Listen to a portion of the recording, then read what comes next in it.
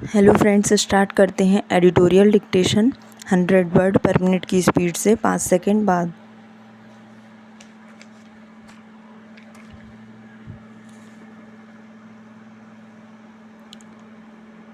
इंदौर ने कचरे की सफाई में पूरे देश में अपना नाम स्थापित किया है और लगातार 7 वर्षों तक भारत के स्वच्छतम शहर होने का खिताब जीता है। लेकिन न केवल इंदौर बल्कि पूरी दुनिया के सामने एक और बड़ी चुनौती है, अदृश्य यानी ना दिखाई देने वाले कचरे से निपटना। यह दिखने वाले कचरे से अधिक खतरनाक होता है। जब कोई समस्या स्पष्ट दिखती है तो उसका समाधान निकाला जा सकता है, जैसे कचरा अलग करना, एकत्र करना और प्रोसेस करना। लेकिन उस दुश्मन से कैसे निपटें जिसे ना देखा जा सकता है, ना सूंघा जा सकता है, ना महसूस किया जा सकता है। पैरा, सभी लोग अपनी ऊर्जा संबंधी ज़रूरतों को पूरा करने के लिए प्रत्यक्ष रूप से बिजली, पेट्रोल और डीजल आदि का उपयोग करते हैं और अप्रत्यक्ष रूप से कपड़े, सीमेंट और फर्नीचर जैसे सामान का। दुर्भाग्यवश अधिकांश ऊर्जा स्रोत कार्बन आधारित हैं और उनके उपयोग से वातावरण में कार्बन डाइऑक्साइड और अन्य ग्रीनहाउस गैसों का उत्सर्जन होता है। आपको पता है, ये अदृश्य और गंधहीन CO2 वायुमंडल में 300 साल तक रहती है और वैश्विक तापमान बढ़ाने व जलवायु परिवर्तन में योगदान देती है। इस खतरे से निपटना अधिक ज़रूरी है। इंदौर ने कचरा प्रबंधन, उसकी रिसाइकलिंग और स्वच्छता में निरंतर प्रयासों के माध्यम से भारत का सबसे स्वच्छ शहर होने का गौरव प्राप्त किया है। स्वच्छ सर्वेक्षण रैंकिंग में लगातार शीर्ष पर रहने के पीछे कचरा शून्य कॉलोनियों, खाद बनाने की पहल, निवासियों और प्रशासन के सामूहिक प्रयासों का बड़ा योगदान है।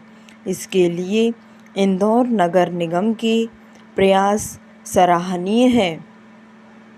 लेकिन इन असाधारण उपलब्धियों के बावजूद इस शहर और दुनिया को एक और भी बड़ी चुनौती का सामना करना है, वातावरण में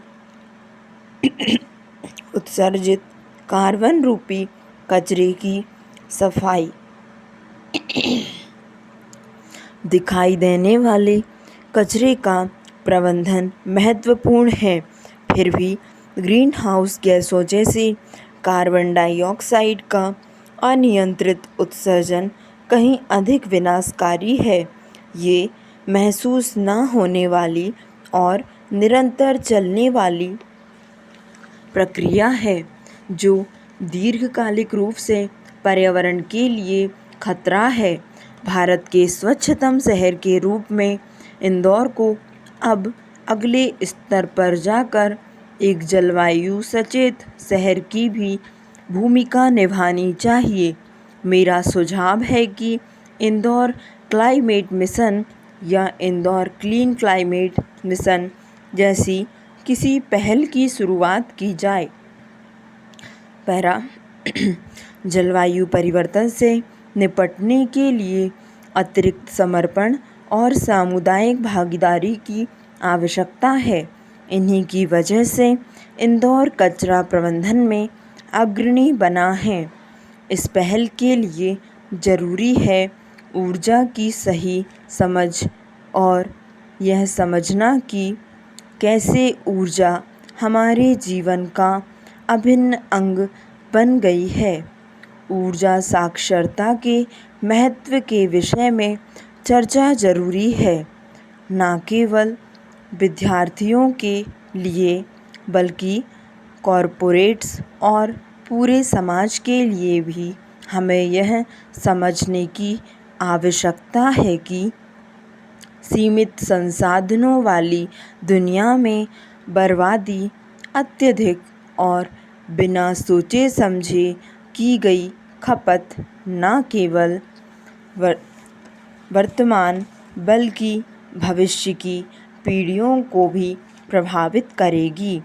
इंदौर वासियों को न केवल जलवायु परिवर्तन के कारण को समझना चाहिए बल्कि इस मिशन में सक्रिय रूप से भाग लेना चाहिए और जलवायु सुधार के लिए कदम उठाने चाहिए।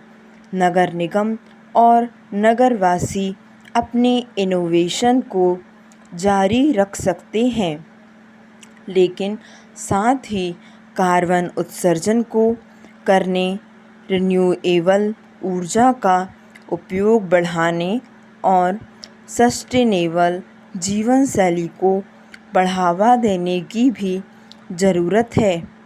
ऊर्जा खपत को कम करके जीवाश्म ईंधनों पर निर्भरता को कम करके और पर्यावरण के लिए उचित कदम उठाकर इंदौर अन्य शहरों के लिए एक पथ प्रदर्शक बन सकता है।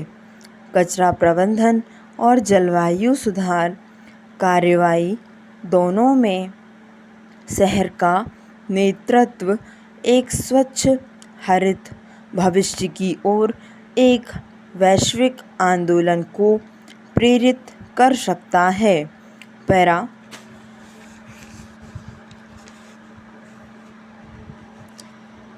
Security and exchange board of India प्रमुख माधवी बुच पर लगे आरोपों के बाद ये संस्था भी खबरों में है, लेकिन 1992 के सेबी अधिनियम ने इसे कई अहम शक्तियाँ दी।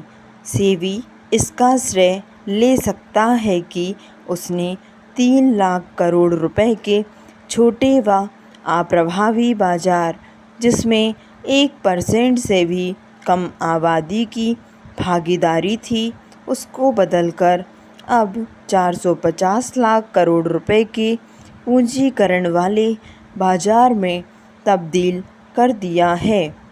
ऐसा नहीं है कि सेबी का रिकॉर्ड पूरी तरह बेदाग रहा है। कई विशेषज्ञों ने नियमों के पालन में इसकी ढिलाई, दोषियों को पकड़ने और गलत तरीके से कमाई करने वाले बेईमान मार्केट ऑपरेटर्स से पैसे वापस कराने में इसकी सक्षमता पर सवाल उठाए हैं। सेबी रिसर्च संस्कृति को बढ़ावा देने के लिए और भी कदम उठा सकता था, जिससे ठोस तथ्यों पर आधारित नीतियाँ बनाई जा सकती। हालांकि समग्र रूप से प्रतिभूति बाजार के विकास में सेबी की भूमिका को मानना होगा। इसी संदर्भ में वर्तमान सेबी प्रमुख पर लगे आरोप चिंताजनक है। जब माधवी बुच ने सेबी प्रमुख का पद संभाला तो सरकार ने एक नौकरशाह को इस पद पर नियुक्त करने की परंपरा से हटकर यह कदम उठाया था। हालांकि तकनीकी रूप से वह पहले से ही एक पूर्णकालिक सदस्य थी और बाजार के विशेषज्ञों ने उन्हें निजी वित्तीय सेवाओं की इंडस्ट्री से जुड़ी काबिल व्यक्ति के रूप में देखा, जिनकी शैक्षणिक पृष्ठभूमि भी बेहतरीन थी। उन्होंने काफ़ी हद तक उम्मीदवारों पर खरा उतरते हुए काम किया। उन्होंने दोषी प्रमोटर्स को न्याय के दायरे में लाने, निगरानी व्यवस्था को मजबूत करने, खुदरा निवेशकों को वायदा बाजार के जोखिमों के बारे में चेतावनी देने और ऊंचे वैल्यूएशन को बुलबुला कहने जैसे ठोस कदम उठाए। उनकी कॉर्पोरेट गवर्नेंस पर दी गई प्राथमिकता सराहनीय थी, खासकर जब सार्वजनिक बाजारों से रिकॉर्ड पूंजी जुटाई जा रही थी। स्टॉप। धन्यवाद। आपको डिक्टेशन पसंद आई हो तो लाइक और सब्सक्राइब करना ना भूलें।